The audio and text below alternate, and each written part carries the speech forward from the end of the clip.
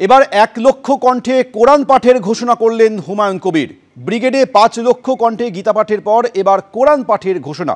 BJP আজ নতুন করে হিন্দুত্ব করছে না, রাম মন্দিরের এজেন্ডা নিয়ে ক্ষমতায় এসেছে বিজেপি। বাংলা দখল করার জন্য এখন গীতা পাঠ করছে। আগামী দিনে মুসলিমদের নিয়ে কোরআন পাঠের আয়োজন করব। 1 লক্ষ কণ্ঠে কোরআন পাঠের ঘোষণা করলেন হুমায়ুন কবির।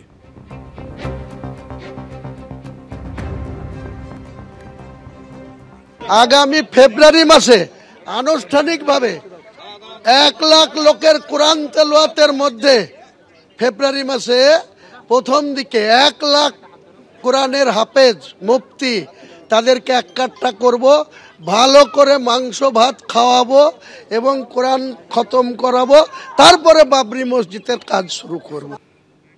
এই মুহূর্তে টেলিফোনে আমাদের সঙ্গে রয়েছেন বিজেপি নেতা সজল ঘোষ। সজল বাবু, আজ হুমায়ুন কবির ঘোষণা করেছেন যে আগামী দিনে 1 লক্ষ কণ্ঠে কোরআন পাঠ হবে। সেই সঙ্গে তিনি এই দাবিটাও করছেন যে রাম মন্দিরের এজেন্ডা নিয়ে ক্ষমতায় এসেছে বিজেপি, বাংলা দখল করার জন্য গীতা পাঠ করছে।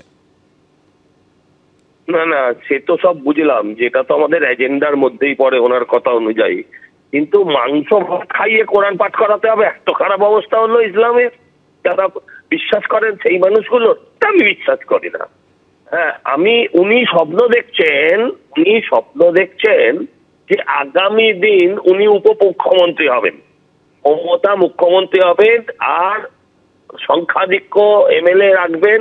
হ্যাঁ, সেই এমএলএ জোরে উনি উপমুখ্যমন্ত্রী হতে চাইবেন। হ্যাঁ, উনি আসলে মুসলিম সমাজের নেতা হতে চাইছেন। এবং আমি আপনাকে লিখে দিচ্ছি, এই সমস্ত কিছুর পেছনে যিনি আছেন তার নাম মমতা ব্যানার্জি। হুমায়ুন কবিরের বাপ 14 পুরুষের এত টাকা নিয়ে, তো বাবরের ছেলে নয়। কালকে যত টাকা খরচা হয়েছে, টাকা কোত্থেকে এলো, সেই তদন্ত রাজ্য সরকার করুক, সেই তদন্ত করে জবাব দিক। এই টাকা কোন ফান্ড থেকে এলো, কোন জায়গা থেকে এলো, বিদেশি শক্তির হাত আছে কিনা, সমস্তটা ব্যাখ্যা করতে হবে। কারণ যেভাবে কালকে হাজার হাজার প্যাকেট বিরিয়ানি, তারপর ওই যে বিশাল আয়োজন, এই আয়োজনের টাকা করতে গেল, মমতা ব্যানার্জি তো বলছেন পেছনে নেই। আসলে মুসলিমরা মমতা ব্যানার্জির থেকে বিভিন্ন দিকে ছড়িয়ে পড়ছিলেন। সবাই বিজেপিতে আসছিলেন না, কিন্তু বিভিন্ন দিকে ছড়িয়ে পড়ছিলেন। এখন থার্ড পার্টি প্রয়োগ করে, থার্ড পার্টিকে দিয়ে, হুমায়ুনকে দিয়ে সেই ছড়িয়ে পড়া মুসলিম শক্তিকে একত্রিত করার প্রয়াস মমতা বন্দ্যোপাধ্যায়ের। উনি জানেন যে এরপর হয় ভোটের আগে কিংবা ভোটের পরে, হুমায়ুন আগেই বলেছে যে আমি 2টো সিট নিয়ে মমতার ঘরে ঢুকে যাব, জামাই আদর পাবো। সেই জামাই হিসেবে মমতার আবার যে হুমায়ুন মমতাদির কোলে এসে বসবেন, এতে কোনো ভুল নেই। অতএব যারা আজকে গীতা পাঠ করছেন, তাদের আজকে এই শপথটা নিতে হবে। শুধু গীতা চণ্ডী পাঠ করলেই হবে না। গীতা আমাদের যেটা শেখায়, যে ধর্মযুদ্ধের কথা, যে অধর্মের বিনাশ এবং ধর্মের যে প্রকাশ, সেটা কিন্তু 26-এ পশ্চিমবঙ্গে ঘটাতেই হবে। নয়তো মোগল সাম্রাজ্য পুরোপুরি ফিরে আসবে, নয়তো পশ্চিমবঙ্গে পুরোপুরি মোগলদের হাতে চলে যাবে। সজলবাবু, ধন্যবাদ আমাদের সঙ্গে কথা বলার জন্য। না, গীতায় বলে গেছে কর্ম করিয়া যাও, ফলের আশা করিও না। আবার গীতারই 22 নম্বর শ্লোক বলছে, বাসাংসি জীর্ণানি যথা বিহায় নবানি জিন্নাতি নরহপনি। অর্থাৎ মানুষ যেরকম বস্ত্র ত্যাগ করে, তিনি আত্মা এক শরীর ছেড়ে আরেক শরীর ধারণ করে। আসলে শ্রমিকবাবু ওই কর্ম করে যাচ্ছেন, ফলের আশা করছেন না। এইদিকে ওই আত্মা যেরকম এক শরীর থেকে আরেক শরীর ধারণ করে, তেমনি ওনার দলের এখন তৎকাল নেতারা এক জাতি ছেড়ে আরেক জাতি ধারণ করেছে। এখন বিজেপিটা কার? শুভেন্দু অধিকারীর বিজেপি না শ্রমিক ভট্টাচার্যের বিজেপি? সেই নিয়ে এমন কোন দল যে নিজেরাই লেজে গোবরের অবস্থা, নিজেরাই ডিসিশন নিতে পারছে না। যার জন্য আমরা বারবার করে বলছি যে হিন্দু ধর্ম, সনাতন ধর্ম, এটা আমাদের একটা জীবন যাপন, একটা জীবন বোধ।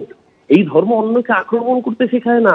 শ্রমিকবাবু কোন সংখ্যালঘু ভারতীয় মুসলমানের কথা বলছেন? সোনালী দিদি, সোনালী খাতুন, এই ভারতের মেয়ে, বীরভূমের মেয়ে, যার বাবা মার 14 পুরুষের নাম রয়েছে ভারতের মাটিতে, তাকে বাংলাদেশে পাঠিয়ে দিয়েছিল আসন্ন প্রসবা সোনালীকে। লজ্জা করে না শ্রমিকবাবুর এই কথা বলতে? এই বাংলার মাটি রবীন্দ্রনাথের মাটি, এই বাংলার মাটি নজরুলের মাটি, লালন ফকিরের মাটি, শ্রী চৈতন্যদেবের মাটি, যারা শিখিয়েছেন ঠাকুর শ্রীরামকৃষ্ণ, যত মত তত পথের মাটি। যারা এখানে এই মাটিকে টুকরো করতে চায়, सभी का खून है शामिल यहाँ की मिट्टी में, किसी की बाप की हिंदुस्तान थोड़ी ना है। শ্রমিক বাবুরা ভুলে যাচ্ছেন, বাংলা ওদের মনে করাবে।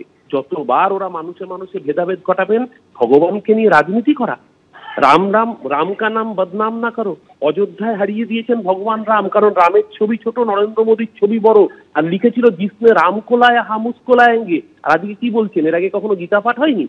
মানুষের আগে গীতা পাঠ করেনি? ভগবান শ্রীকৃষ্ণ যখন তার মুখনিসৃত বাণী গীতার আকারে আমাদের সামনে পরিবেশিত হয়েছিল, বিজেপি এসছে বলে আমরা গীতা জানতে পেরেছি। কাকে সামনে রেখে করছেন? একজন ধর্ষণে অভিযুক্ত কার্তিক মহারাজকে রেখে। হিন্দু ধর্মের এর থেকে বড় অপমান আর কেউ করেনি। এর জবাব বাংলার মানুষ ওদের 26-এ দেবে, যেভাবে 21 আর 24-এ নিয়ে। অরূপবাবু, ধন্যবাদ আমাদের সঙ্গে কথা বলার জন্য। ব্রিগেডের গীতাপাঠ অনুষ্ঠানে আজ বিজেপির এটুকুই বলবো, আরো মানুষ আসুক, আমাদের আমরা শিকড় যেন না ভুলে যাই। এবং যেভাবে কালকে মুর্শিদাবাদের মতো জায়গায় বাবরি মসজিদের রিপিট করার চেষ্টা করেছে, সেটা কখনো সফল হতে পারবে না। যতই তারা চেষ্টা করুক বাবরিকে রিপিট করার, তত গীতা পাঠে 4 লক্ষ আজকে এসছে, কালকে 4 কোটি আসবে।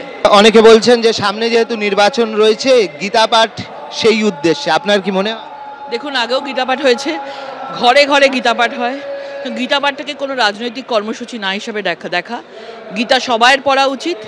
এবং শ্রীকৃষ্ণ কত বছর আগে সেই গীতার আজকে বাণী আজকে অক্ষরে অক্ষরে মিলে যাচ্ছে। সুতরাং গীতা কখনো রাজনীতি হতে পারে না, গীতা প্রত্যেকের ঘরে ঘরে আছে। মমতা বন্দ্যোপাধ্যায়কেও আমন্ত্রণ করা?